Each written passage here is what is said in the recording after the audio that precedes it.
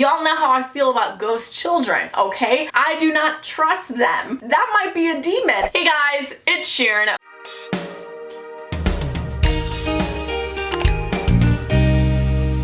Welcome back to another night of Fright Nights. If you don't know what that is so usually in October I make my Spooky Sunday videos. This year I decided to shake things up because I really love Halloween, and this year needed a little bit of more, how do I say, holiday spirit, for lack of better words.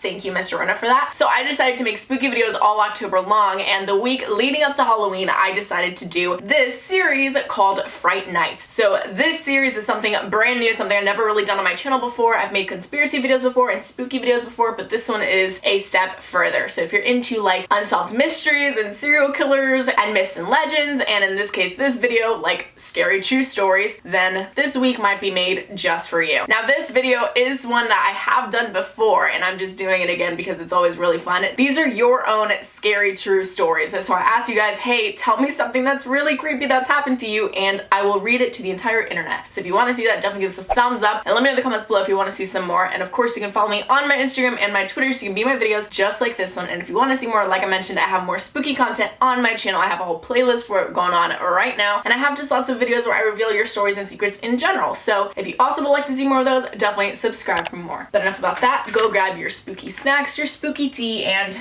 let's get into this. When my mom was in high school, her and her boyfriend went for a walk in the woods at night. She said she had a weird feeling before they even went in. Her boyfriend stepped on something that he said felt like a body, so they ran out of the woods screaming. A few years later, they saw an interview of serial killer Ted Bundy, and he was asked if he almost ever got caught. He said he was hiding in the bushes when a man stepped on the woman he just killed. What are the odds of that happening? And see, I've watched a bunch of Ted Bundy like interviews and documentaries and all that stuff, and this makes me want to go back and rewatch them because I just need to hear this for myself, because that is like 1 in a million chance for it to happen. It's really scary because like, what if they had caught him? Who knows what would have happened from that? And that is just really eerie, really close for comfort. And oh my god, like imagine just getting away from a serial killer by like an inch. No thank you, I'm good. My cousin, brother, and I were home alone. We were in my brother's room and I heard a noise coming from downstairs. I decided not to say anything because I didn't want to scare them. About half an hour later, we all heard banging noises coming from downstairs. We went down into my living room and we saw a man banging on the window. He had blood on his hands and it was really scary since we were just kids. We later found out that man had escaped from a mental asylum that is near our house, and when he was caught by the police, he described our house as his home. See, so what is creepy about that is the fact that it's like an actual person. So it's not like a ghost or like a demon or like a demon ghost. It's like a whole person. It's a man. And actually, you know what? Now that I think about it, maybe like a demon ghost would be scarier, but I feel like a man having like an actual physical form can like go ahead and stab you. That might be a little bit scarier, you know? So you tell me what you think. Anyways, the fact that this person also claims this was their home is also very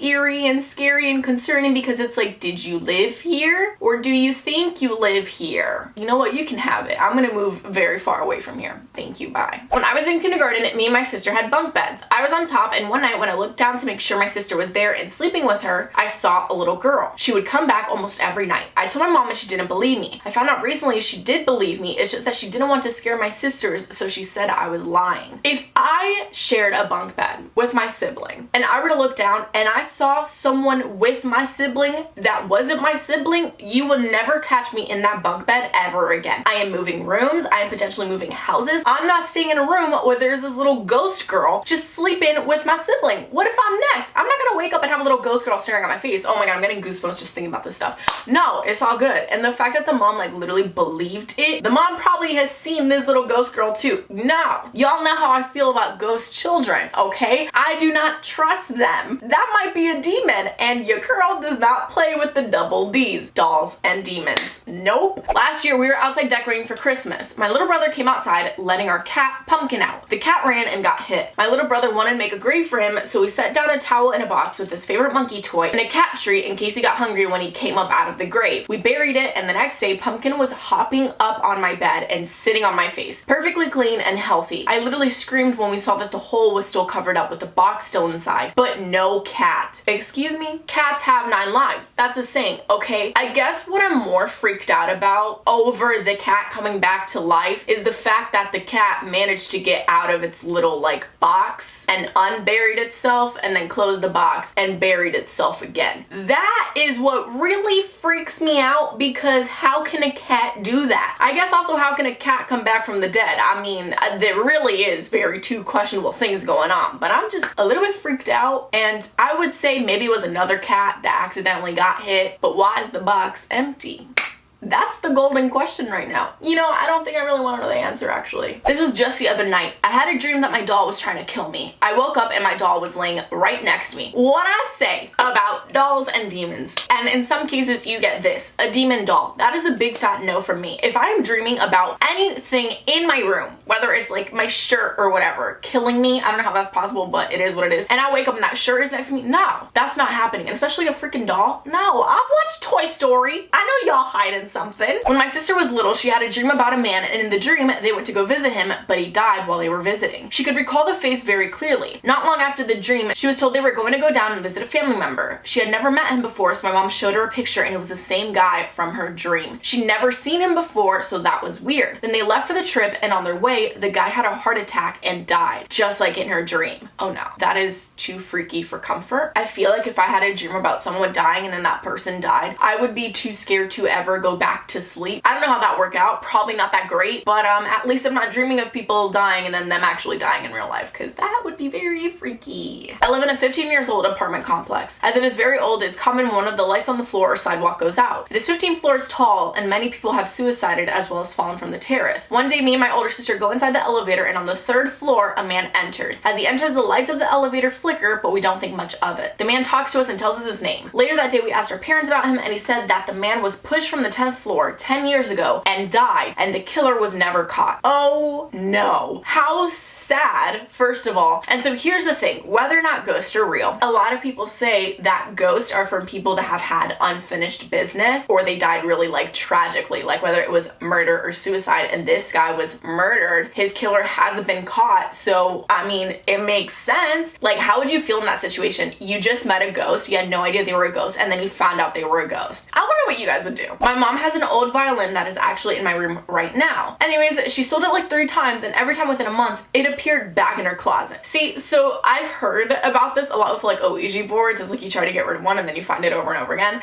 Yeah, no thank you. But also, I'm not gonna lie, I would be the parent just to freak out my kid and they throw something out. I would buy it again and put it back in their room, or I would take it out of the trash and put it out of the room. So maybe there's like an evil sibling or parent just pulling a prank on this kid or something. I mean, I'd do it just cause it's funny. If it isn't a prank and that's really happening, okay, problem solved, move out. Last year, me and my besties went hiking. I wanted to record a vlog, so I did. When we checked the footage, we didn't see one of my friends in any of the shots. Since then, she moved to another country and we haven't been in contact since. You're telling me that this friend is either a ghost or a vampire, or is it vampires that only just don't show up in mirrors? Now I don't know. I need someone to confirm this for me or not. Either way, I would be very freaked out if I take a photo of my friend and look at the photo and my friend's not there. What kind of error is that? That's not some camera malfunction, okay? Like, this person is physically missing. So, what's up with that, you know? Could you just imagine taking a photo with your friend and then you look at the photo with them and you don't see them and you're just kind of like, what? At each other awkwardly? Like, oh no, I just had goosebumps thinking about that. I'm good, y'all. I would be like, hey, my mom says I gotta go home, like right now, and stay home forever, bye. When I was younger, my parents would always fight. I'm a very light sleeper, so when they were fighting, I would wake up. I had a window beside my bed, and when they'd fight, I would open the window and count the stars. So one night, I did just that, and when I opened the blinds, I saw a face staring right back at me. I remember it looking like a young boy, and he was saying things like, I'm sorry, or I won't do it again. I stared in shock, and the last thing I remember was passing out and banging my head on the window. I still have a scar from it. No. Let me open up a window and I see a face staring at me? Hell no. Oh my god. I'm never opening another window ever again. I'm calling the cops. Dude, how creepy is that? Okay, at least like a little boy, not like a scary monster, but like also it's a little boy. Y'all know about children and demons and ghosts, so what's worse? Even if you're just being a creep and being a peeping Tom, it's like, why are you that close? Why are you all up in my business like that? I'm good. Last year I was a freshman in high school and I was in my school's musical. It was rumored around the school that there was a construction worker that fell off a crane when building the school and died. As a cast, a bunch of us took a selfie together, and then in the background of the picture you can see the silhouette of a man with a construction hat. Okay, but then wait, if this ghost shows up on camera, then is the other girl from the hiking story, is that a ghost or is it a vampire? Now I'm just stuck on that.